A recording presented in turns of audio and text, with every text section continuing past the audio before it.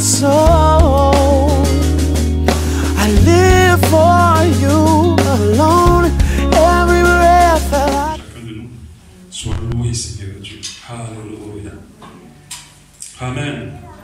Que Dieu vous bénisse. Je vous souhaite vraiment la bienvenue. Alléluia. Ce n'est pas facile dans cette période-là.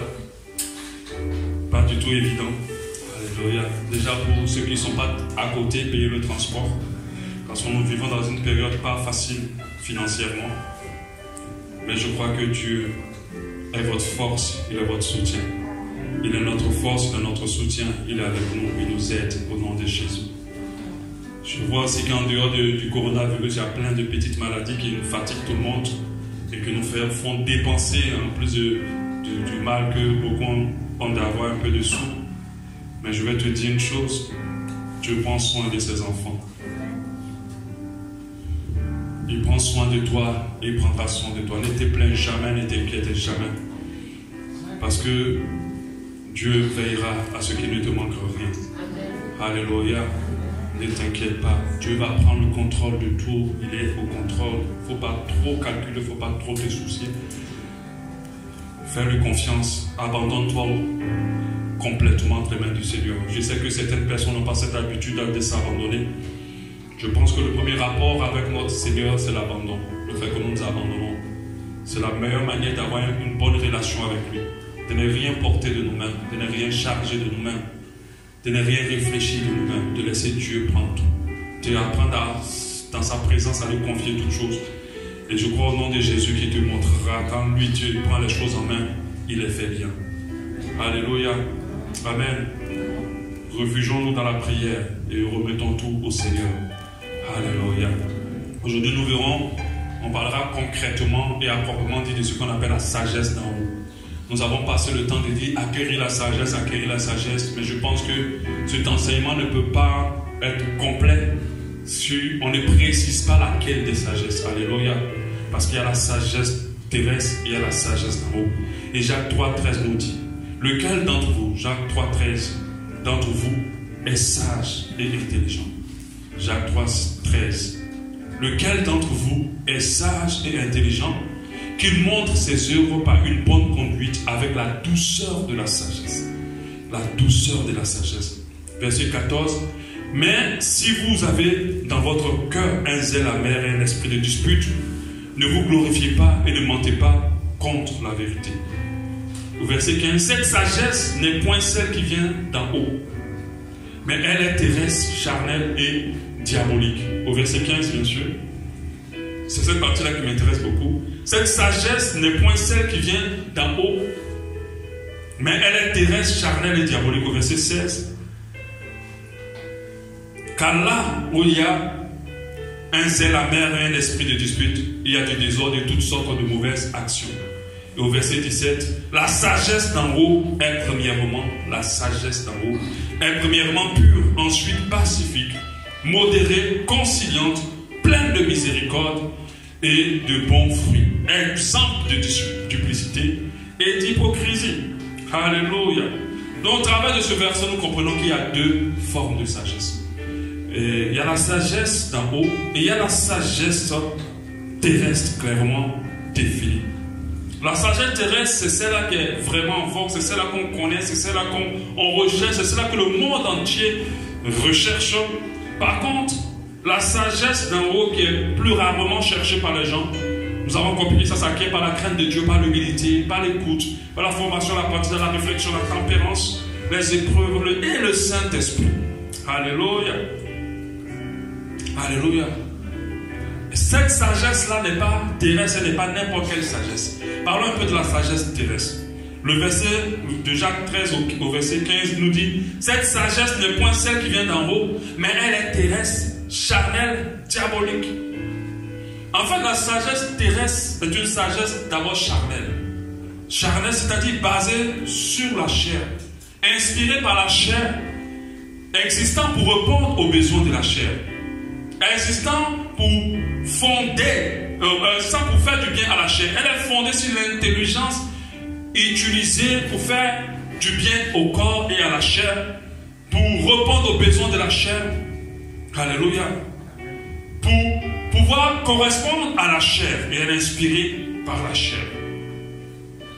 Par exemple, les hommes de ce monde, de la terre, pensent être des meilleurs intelligents, des meilleurs sages, pensent avoir la meilleure sagesse, pensent être plus intelligents, surtout quand on parle des scientifiques, quand on parle des savants, quand on parle des chercheurs, quand on parle des inventeurs. Eux, ils ont une sagesse qu'on appelle clairement la sagesse terrestre.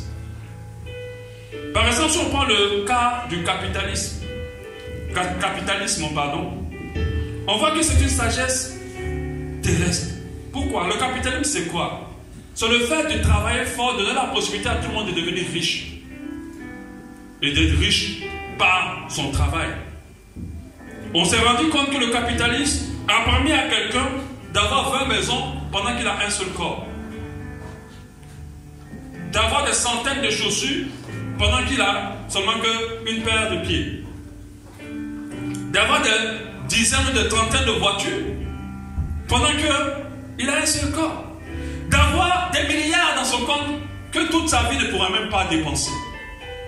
Et on appelle ça la sagesse terrestre. Le monde adule ces genres de personnes qui ont réussi à atteindre ce niveau. Mais quand vous avez la sagesse de Dieu, quand vous regardez ça de près, vous comprenez que ces personnes n'ont pas d'intelligence. Elles pensent être intelligentes en arrivant à ce niveau-là. Elles pensent être intelligentes en poursuivant cette sagesse-là, pendant que le grand sage de la Bible, l'un des grands sages, c'est vrai qu'il n'a pas atteint le niveau de Jésus, a réalisé que, après avoir touché à tous ses biens, un homme qui a un seul corps, qui a combien de femmes, je ne sais même pas s'il a fini de coucher avec ses femmes avant de mourir. Et il en avait tellement, des centaines, Salomon. Mais il pensait que c'était ça qu'il fallait poursuivre. Mais ce grand sage a dit, tout ce monde-là, chercher ce qui est dedans, c'est la poursuite du vent. Ecclésiaste 1,14. J'ai vu tout ceci, tout ce qui se fait sous le soleil. Et voici, tout est vanité, poursuite du vent. Je vous assure, celui qui poursuit le vent ne va jamais l'attraper. Parce que le vent ne s'arrête, ne commence pas quelque part et ne s'arrête pas quelque part. Tu ne t'arrêteras jamais. Ça dit, plus tu auras, plus tu voudras. Et on pense qu'on est sage en fonçant comme ça. J'ai essayé de trouver le courrier de l'une des personnes qui a vécu selon la sagesse terrestre. Je dis qu'elle est charnelle. La sagesse terrestre, c'est pour le corps. C'est pour le bien du corps. Elle est inspirée par la chair, elle est pour le bien du corps. Les gens réfléchissent sur cette base-là. Aujourd'hui, on a beaucoup de mal dans nos relations avec le Seigneur à cause de la sagesse terrestre. Quelqu'un va se lever très tôt le matin, courir pour un travail, mais ne pas prendre le temps de prier pour Dieu et trouver sa logique dans son esprit. Mais la sagesse d'en haut, c'est que Dieu est la source. Et que je ne peux pas me permettre de courir derrière quoi que ce soit sans m'être connecté à la source. Il est d'abord l'alpha et l'oméga. Mais la sagesse terrestre, parce qu'il y a des gens qui viennent vous dire, pasteur, je n'ai pas pu venir à cause de ceci, à cause de cela, parce que je devais faire ceci, je devais faire cela. Et Jésus, c'est très logique dans leur esprit. Parce qu'il faut d'abord prendre soin de soi et avoir à manger pour sa vie avant de penser à Dieu. L'un des grands riches de ce monde, l'un des milliardaires de ce monde, sur son lit d'hôpital a écrit un courrier que je vais lire. Et quand j'ai lu le courrier, j'ai compris qu'à la fin de sa mort, il a compris que la sagesse qu'il avait n'était pas la sagesse qu'il fallait qu'il recherche. Mais il a réalisé tard parce qu'il est mort. C'est Steve Jobs, je sais que vous le connaissez, celui qui a inventé iPhone, celui qui a fait les tablettes iPad, celui aussi qui a fait le Mac, pour ceux qui connaissent un peu le domaine informatique. Il a inventé toutes ces choses, c'était un milliardaire. Il a dit, je lis rapidement son courrier, j'atteins le summum du succès dans le monde des affaires. Dans les yeux des autres, ma vie est une réussite. Il dit, dans les yeux des autres, ma vie est une réussite. Cependant, mis à part le travail que j'ai eu peu de joie, en fin de compte, la richesse n'est qu'un fait auquel je me suis habitué. Ensuite, il dit, en ce moment, allongé sur mon lit d'hôpital et me rappelant toute ma vie, je me rends compte, il dit, je me rends compte, dans son esprit commence à s'ouvrir, que toute la reconnaissance et la richesse dans laquelle j'ai pris tant de fierté à pâlir et est devenue insignifiante face à la mort imminente, son esprit commence à s'ouvrir. Vous pouvez employer quelqu'un pour conduire votre voiture ou gagner de l'argent pour vous. Mais c'est impossible d'engager quelqu'un pour supporter la maladie et mourir pour vous. C'est Steve Jobs qui le dit. Il dit, je ne peux pas, j'ai des milliards. Mais pendant que je suis malade, personne ne peut prendre ma maladie. Alléluia.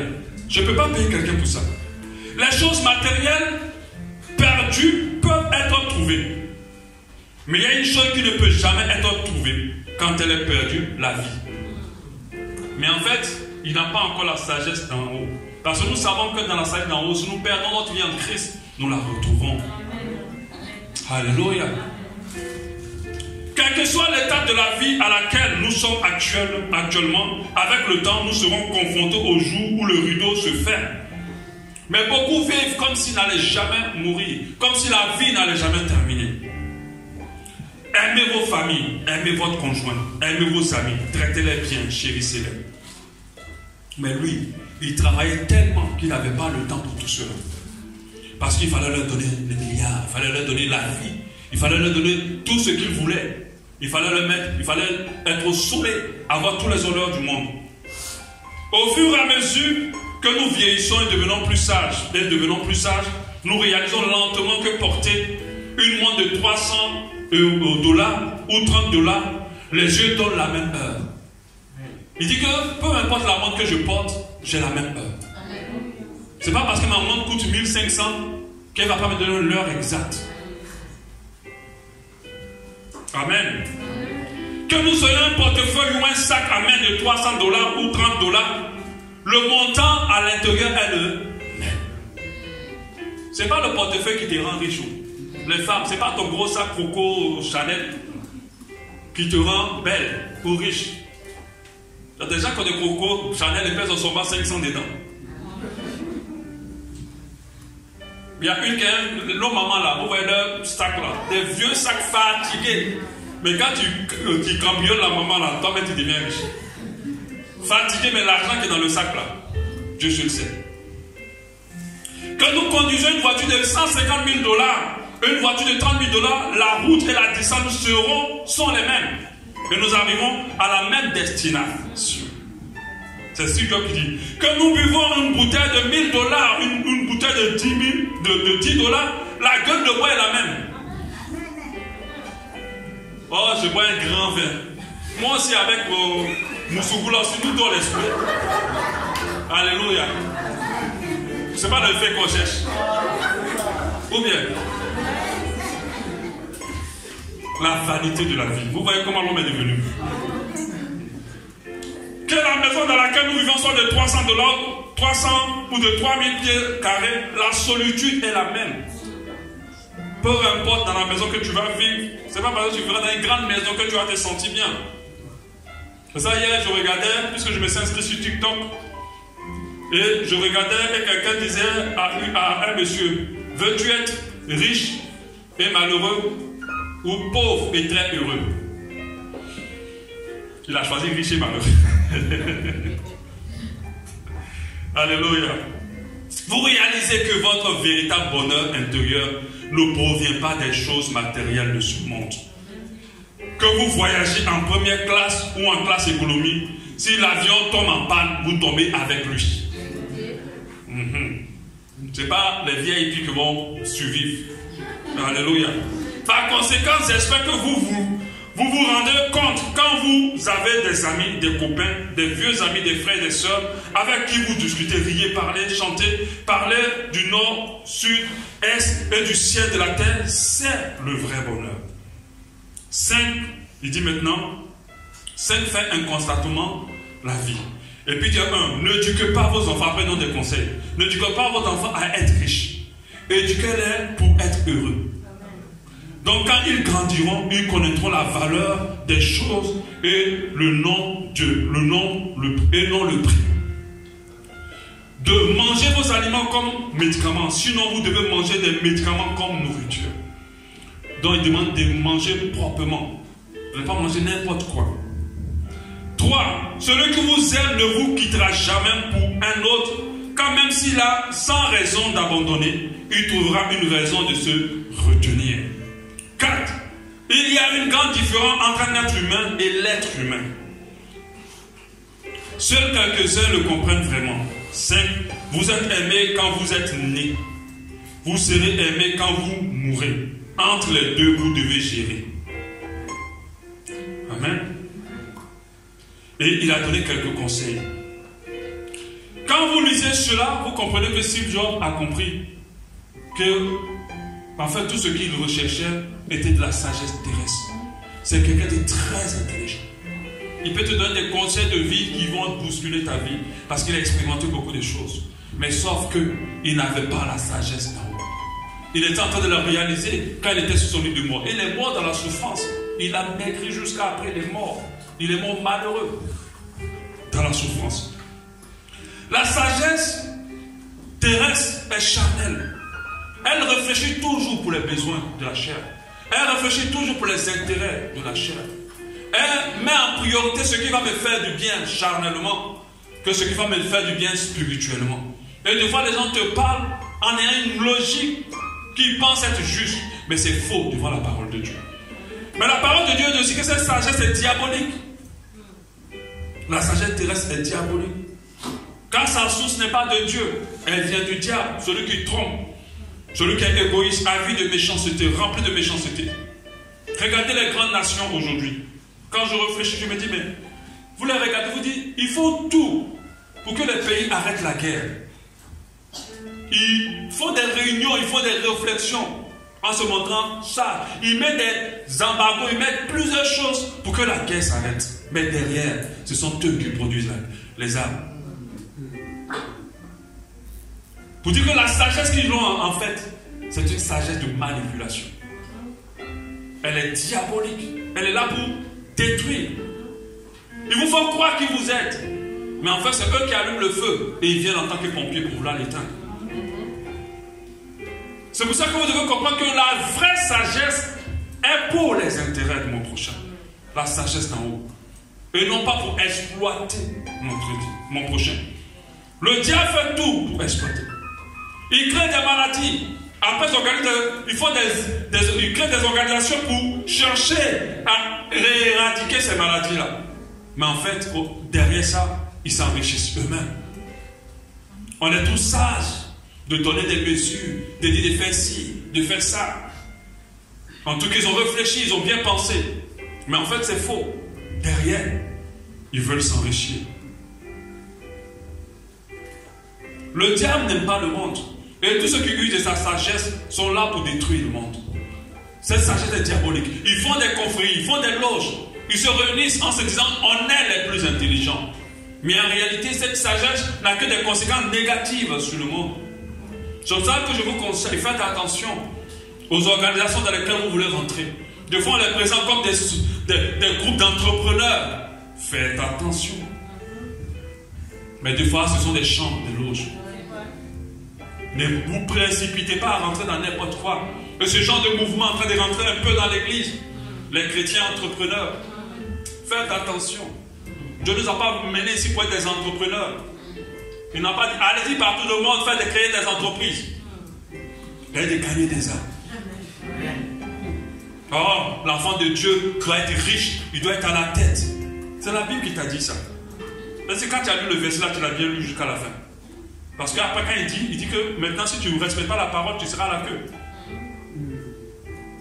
C'est une parole de la loi conditionnée. La Bible dit qu'on soit pauvre ou qu'on soit riche, pour qu'on soit sauvé. C'est ça notre priorité.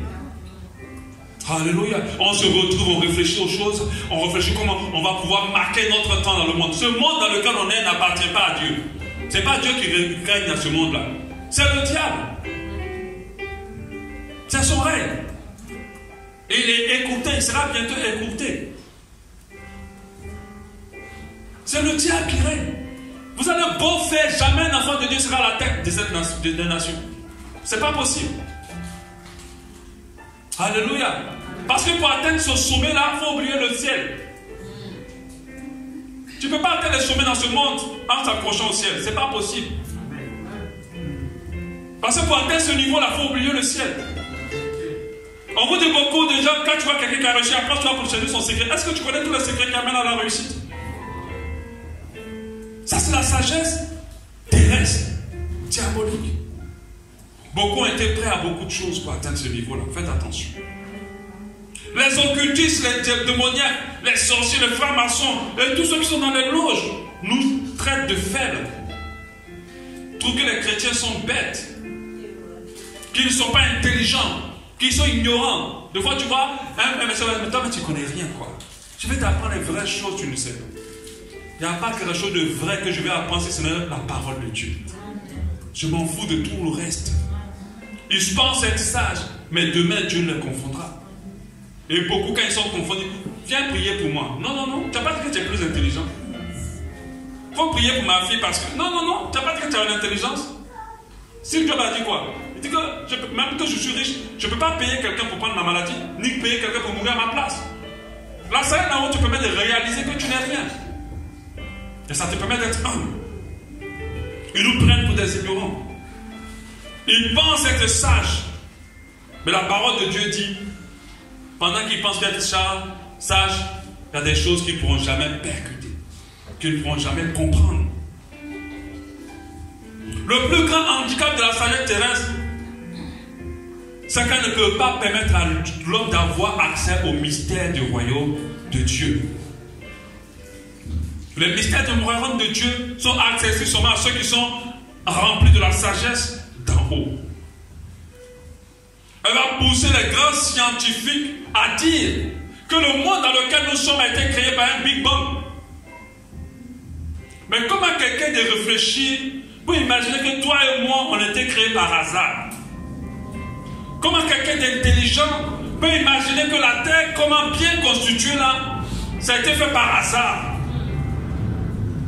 Non, ça dit tu jettes la farine comme ça, puis un gâteau apparaît. Tu jettes les oignons, puis la sauce apparaît dans ta marmite. C'est ce qu'ils sont en train de dire. Mais quand tu nous regardes et que tu regardes ce monde, comment tu ne peux pas réaliser qu'il y a quelqu'un qui a pris le temps de le faire? Comment tu ne peux pas réaliser qu'il y a un scientifique, un savant, alléluia, un sage, un géographe, un médecin, un vétérinaire, il est tout en même temps. Comment tu ne peux pas imaginer qu'un archéologue a pris ce temps-là de façonner tout? Je sais que tu as pris sur Internet pour dire comment le monde a été créé. Les gens disent la Terre s'est formée à partir d'un gros nuage de poussière, de roches, de métal, de gaz. J'ai envie de rire. Des gens qui se disent sages, dont la poussière veut. Et puis ça crée les animaux avec autant de perfection, autant de beauté. Ça crée l'équilibre. Vous savez que la terre est ronde. On est dessus, on ne tombe pas. Comment quelqu'un a pu harmoniser ça? Comment quand toi tu images ta main, tes pensées, ton corps, quand tu es malade, il y a des choses en toi qui combattent la maladie.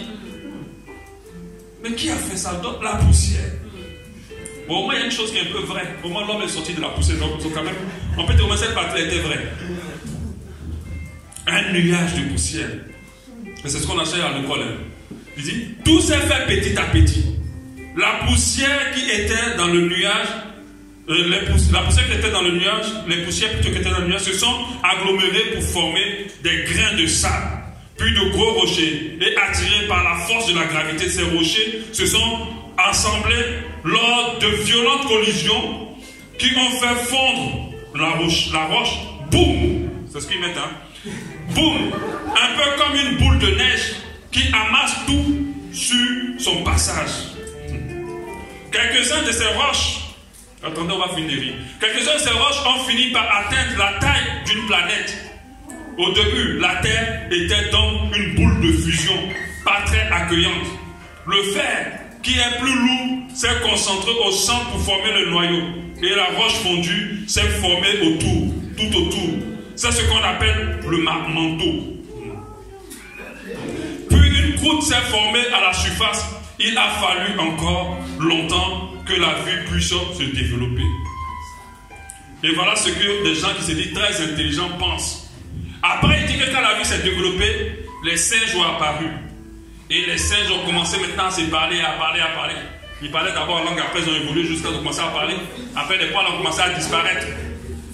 Et puis ils ont commencé à devenir des hommes. Oui, c'est ce qu'on enseigne à l'école. D'où l'homme vient.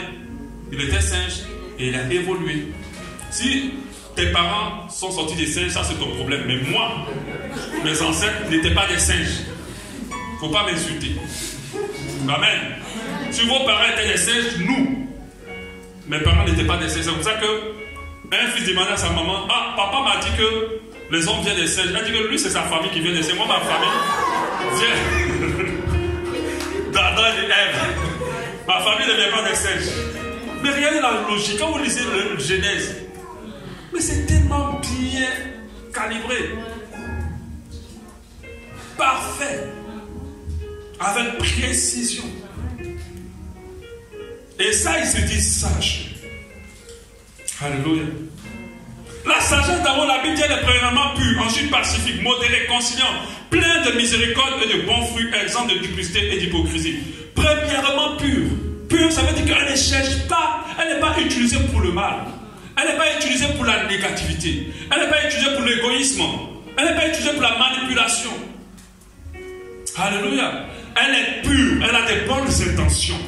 Ensuite, pacifique. Elle n'est pas là pour faire des querelles. Elle n'est pas là pour créer la division. Elle n'est pas là pour la vengeance. Elle est là par amour. La douceur de la sanglantine, modérée. Elle est maîtrisée. Elle est conciliante. Elle est là pour la paix. Elle est pleine de miséricorde. Ça pardonne la sagesse d'en haut. Alléluia. Et de bons fruits. Les fruits de la sagesse d'en haut sont évidents. C'est les fruits de l'esprit. Elle est exempte de duplicité. Ce n'est pas dans la manipulation des gens. Tu fais croire à quelqu'un que tu es avec lui, mais au fond, tu n'es pas avec lui. Tous ces savants nous disent qu'ils sont en train de faire les choses pour nous. Mais tous ces médicaments que nous prenons à la pharmacie, c'est ceux-là qui écoutent nos vies.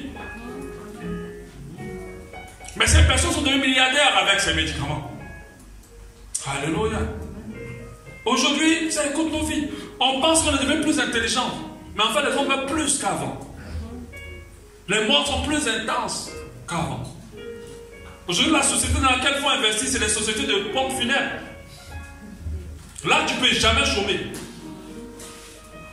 Parce que les gens meurent énormément dans le monde entier. Pendant qu'on pense que le monde a évolué. Cette sagesse-là, aujourd'hui, fait croire. Bon, je ne vais pas toucher ça. C'est assez chaud là actuellement. Alléluia.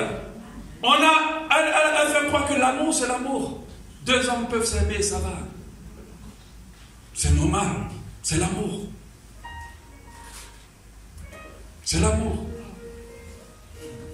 Pourvu qu'ils soient heureux. Aujourd'hui, le mouvement qui est en train d'évoluer, j'espère que tu vas me donner le temps d'enseigner. C'est le mouvement, ils appellent ça, j'ai un nouveau mot là, mais c'est tangent, mais il y a un autre mot qu'ils ont pris maintenant. Tangent, mais c'est pas unisexe, c'est le mot tangent. Mais c'est un mouvement aujourd'hui qui est en train d'évoluer. Aujourd'hui, maintenant, on dit qu'il n'y a plus de sexe.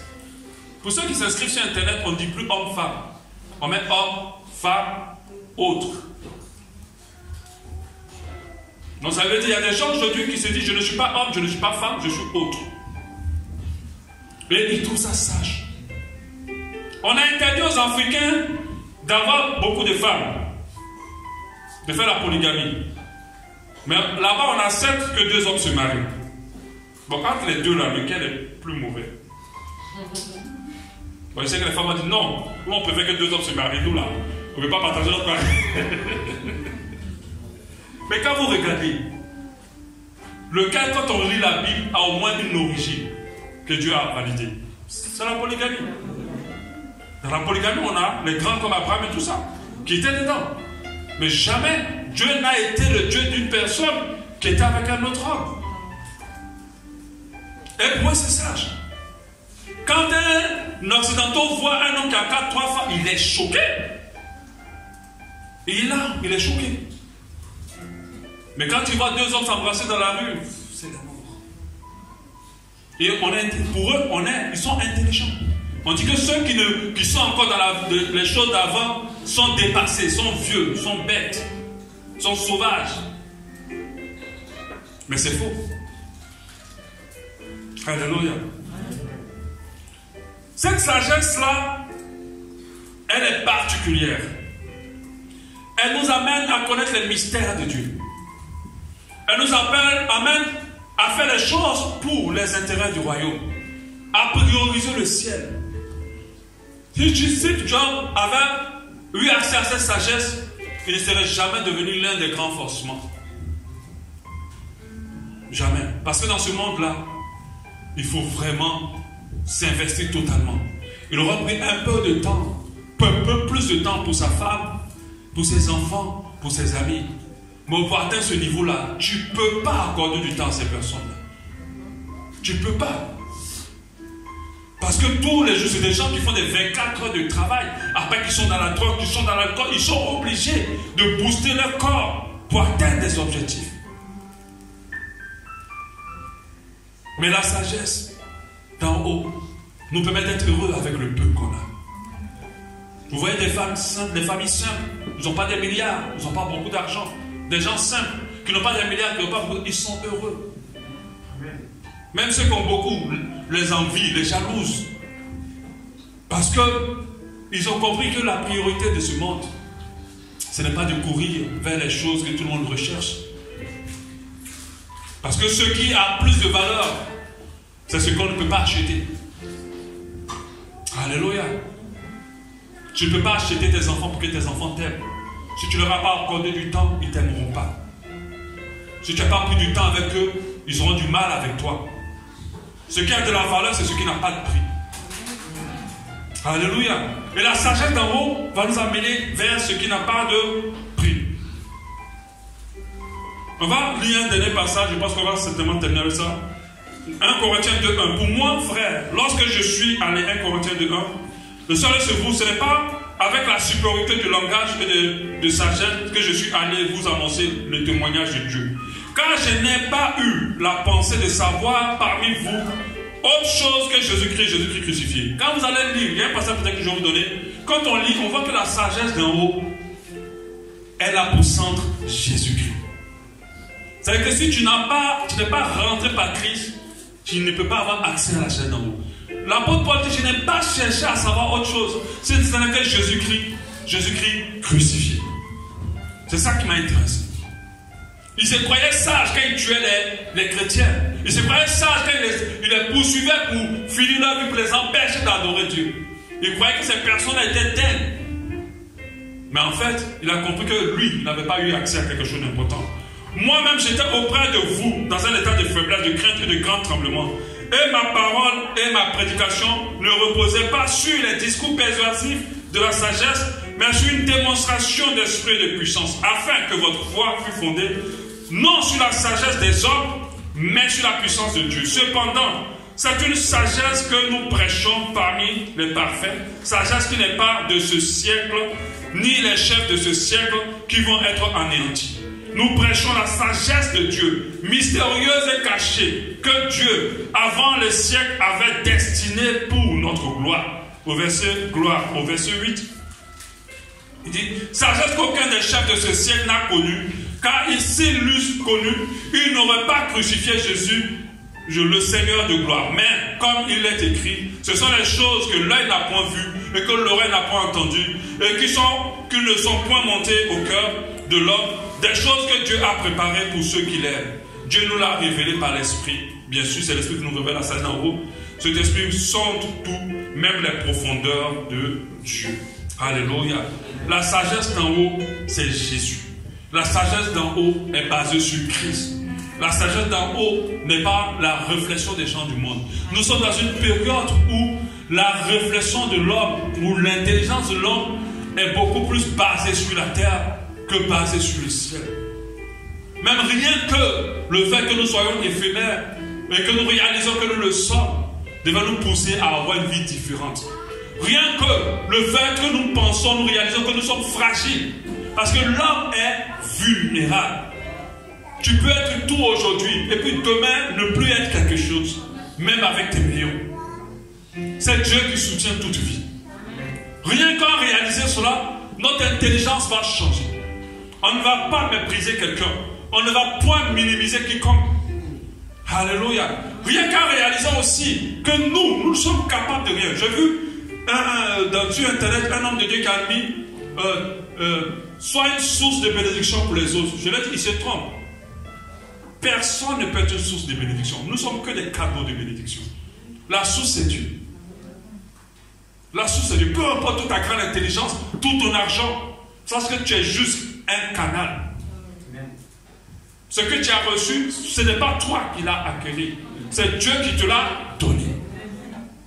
Alléluia. Quand tu réalises ça, jamais tu ne te sens l'auteur de quoi que ce soit. Jamais tu ne prends les mérites pour toi. C'est pour ça que la Bible dit, rendez la gloire à Dieu. Parce que c'est lui l'auteur de tout. C'est lui. Il suffit d'un claquement de doigts pour que toi, tout arrête pour toi. Et quand tu réalises ces choses-là, tu rentres dans la sagesse d'en haut. Quand tu réalises la valeur, l'importance de ton prochain. Parce qu'il y a ceux qui sont tellement concentrés sur ce qu'ils veulent qu'ils ne réalisent pas que l'autre aussi est important. Ils veulent se servir des autres pour eux. Et quand tu réalises cela, tu vas forcément entrer dans les mystères que Dieu a réservés pour les sages d'en haut. Tout ce qui existe dans ce monde, il y a les choses de la terre et il y a les choses d'en haut. Nous les enfants de Dieu, non seulement nous sommes nés d'en haut, nous devons aspirer et affectionner les choses d'en haut. Ce qui vient du ciel et non pas ce qui est de la terre. Alléluia. Il a dit, Steve Jobs, qu'il pouvait acheter une montre de combien de millions. Mais ce n'est pas pour autant que la montre de 1500 n'aurait pas pu donner la même heure. Pourquoi nous achetons des montres de combien de millions? Parce que nous sommes influencés par la sagesse terrestre, qui est diabolique, qui est destructrice. Alléluia. Quand nous sommes influencés par la sagesse en haut, nous comprenons beaucoup la vanité davantage de ce monde. Et nous réalisons qu'il ne suffit pas seulement d'avoir aujourd'hui. Il faut penser à demain. Pourquoi je dis ça? Parce que ce que tu auras aujourd'hui peut détruire toute ta destinée. Et des fois, ce qu'on veut, on doit se dire, est-ce que c'est bon pour moi par la suite? Si ce n'est pas bon, même si je le désire autant, je dois le laisser. Alléluia. Mais le monde aujourd'hui veut tellement des choses. On a des femmes qui couchent pour avoir du travail. On a des hommes qui ne sont pas homosexuels, qui rentrent dans l'homosexualité pour pouvoir atteindre des sommets. On a des gens qui tuent pour atteindre des niveaux. Et ceux qui ne le font pas, ou ceux qui le font, pensent que ceux qui ne le font pas sont bêtes. Ils ne sont pas intelligents.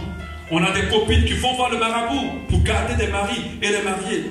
Je vous assure, peu importe le fétiche que tu mettras à un homme, demain il sera ton plus gros cauchemar. Peu importe comment tu vas l'attacher, demain il sera ton plus gros cauchemar.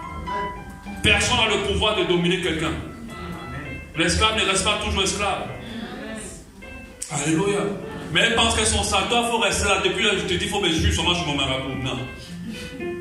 Tu vas rester en train de souffrir, il va te fatiguer. Viens seulement, mon marabout va te régler ça vite. Mais c'est un mensonge. Elle est en train de te mettre dans les problèmes. Alléluia. Amen. Donc nous avons clôturé avec la sagesse.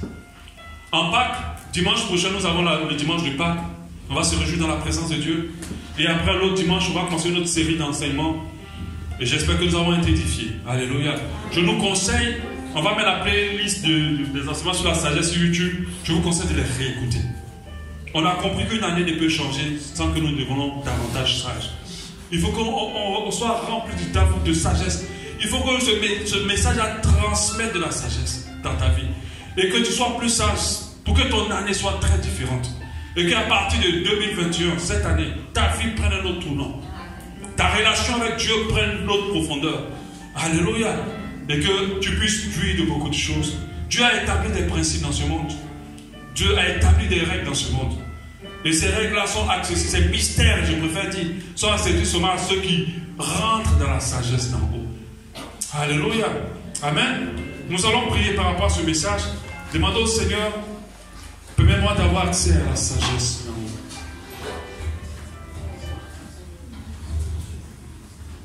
Parlons au Seigneur.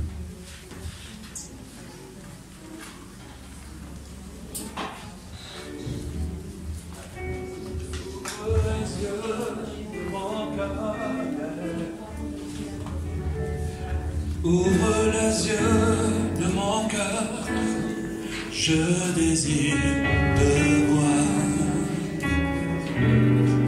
Je désire te voir.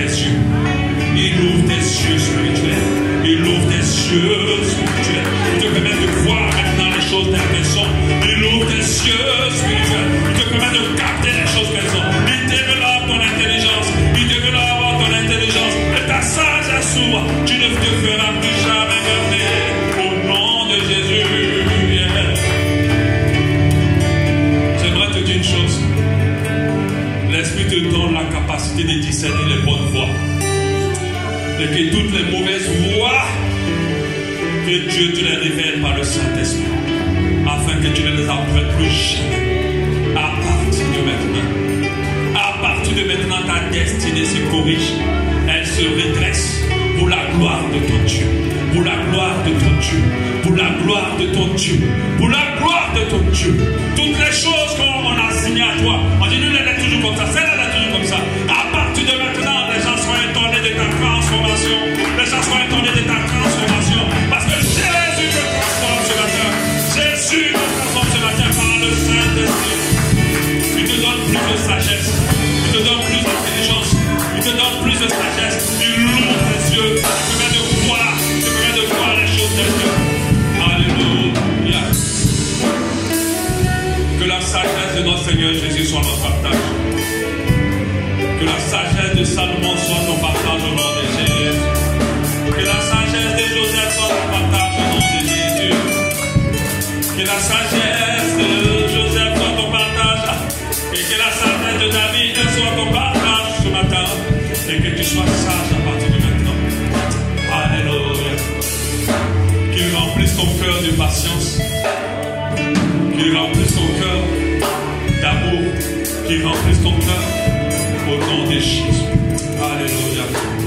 Est-ce qu'il y a quelqu'un qui aimerait acclamer le roi des gloires? Est-ce que tu peux l'acclamer en te tenant debout ce matin? Acclame-le en te tenant debout ce matin. Il mérite d'être acclamé au roi assuré.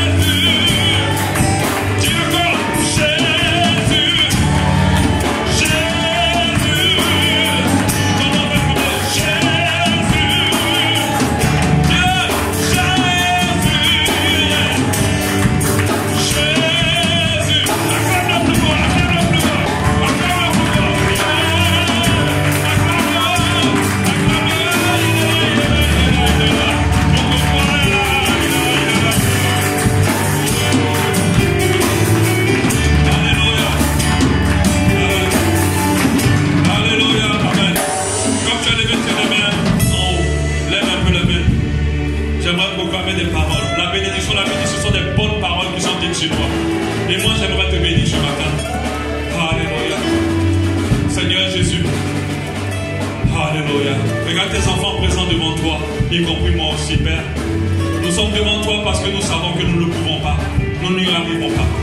Nous avons essayé, réussi, nous n'arrivons pas. Nous voulons, mais nous n'obtenons pas. Nous réalisons ce matin que nous avons besoin de ta sagesse, celle qui vient d'en haut. À partir de maintenant, permets à chaque personne dans ce lieu de recevoir ta sagesse. De recevoir la sagesse. Au nom de Jésus. À partir de maintenant, que nos émotions, nos sentiments, nos envies, nos désirs ne soient plus notre conduite. Ne nous conduisent point. Mais que ton esprit se déploie complètement en nous. Au nom de Jésus. Seigneur, nous voulons être des intimes. Au nom de Jésus. Permets à ce que chacun de nous en ce lieu devienne les intimes du Saint-Esprit. Alléluia. Ouvre nos yeux afin que nous voyions le monde et tout ce qu'il contient tel qu'il est. Et que nous voyions la vanité des choses. Et que nous ne courons pas vers le vent. Dans le nom de Jésus. Papa, je prie maintenant que la vie de tous ceux qui étaient hors de l'œil du chemin de la destinée se replace à l'instant. Se replace sur le chemin que tu as tracé. Dans le nom de Jésus. La vie de tous ceux qui étaient hors du chemin que tu as tracé se repositionne maintenant. Se repositionne au nom de Jésus.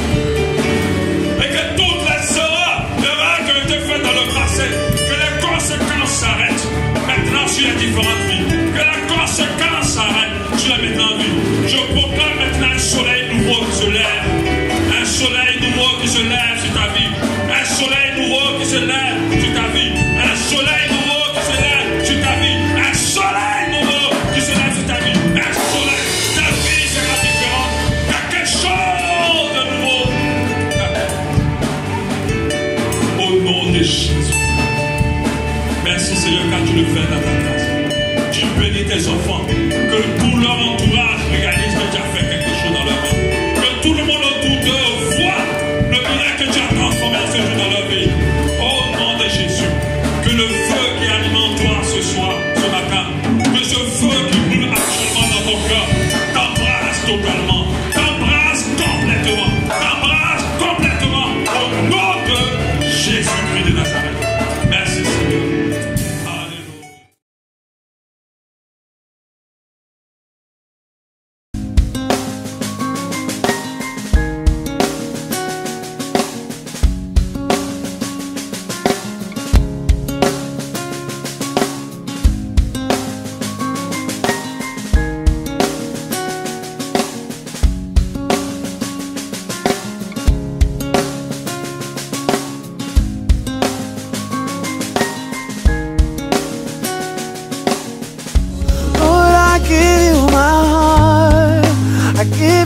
soul.